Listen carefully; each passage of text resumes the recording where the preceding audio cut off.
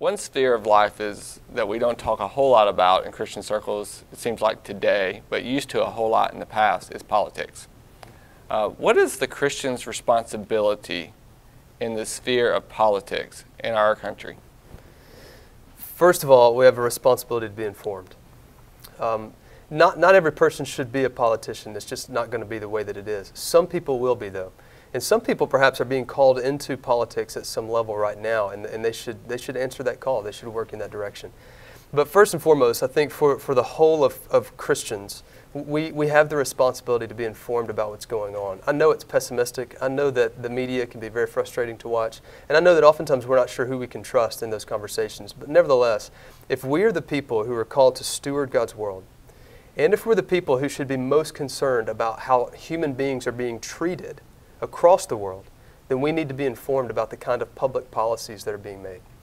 And for those who are in politics, yeah, I suppose for those who are not or those who are in politics as well, but for those who are in politics in particular, I think we have to be very patient about that. Honestly, I'm more pessimistic at the national level because it's so big and it's so hard to turn that ship. But one way, I talk to students a lot, one way that we can get involved in this is very much in local politics.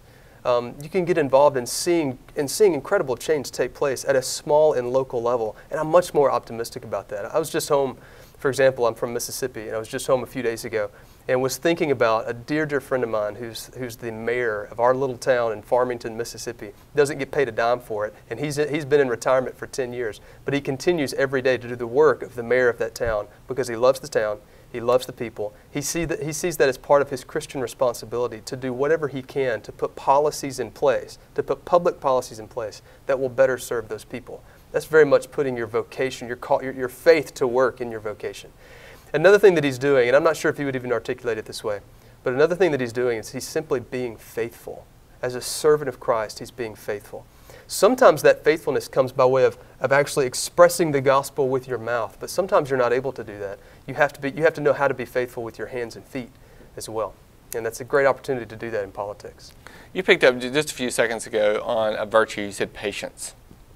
I wonder if you could list for us and maybe help connect some dots for us on some virtues that would help Christians think about their role in politics better. Oh, good question. The first virtue that comes to mind, certainly patience is one of those. Justice and righteousness come to mind quickly.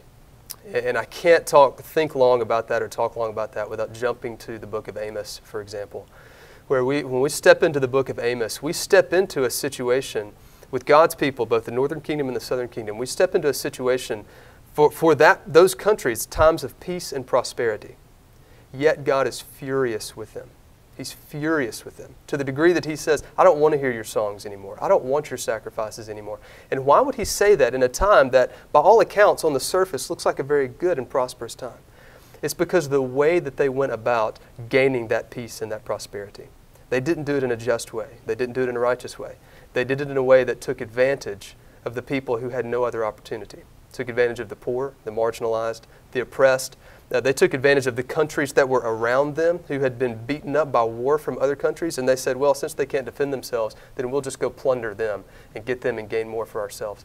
In our own understanding of politics and our own ways about going about politics, one of the greatest virtues that we as Christians need to be advocates for is that of justice, which is deeply tied up in love and deeply tied up in righteousness.